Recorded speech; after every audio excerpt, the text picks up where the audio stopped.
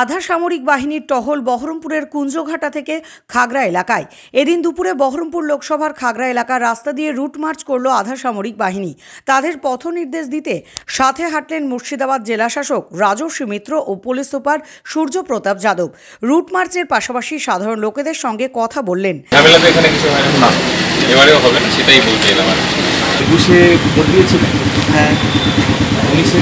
হ্যাঁ। তখন কোনো ঝামেলা হয়েছিল? 19-এ কোনো ঝামেলা হয়নি। 21-এ একটু তৃণমূলের গুন্ডারা একটু চমকা ছিল আর কি। আপনাকে আশ্বস্ত করে গেলাম, কোথাও কোনো রকম গন্ডগোল হবে না। পাশাপাশি আগামী লোকসভা নির্বাচন সম্পূর্ণ নিরাপত্তা বলয়ে ও শান্তিপূর্ণভাবে হবে বলে আশ্বাস দিলেন মুর্শিদাবাদের জেলাশাসক।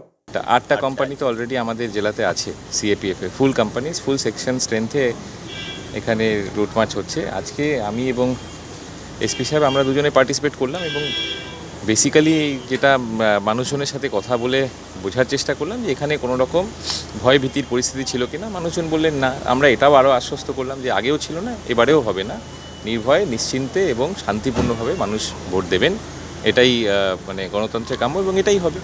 বাংলা টুডে নাও।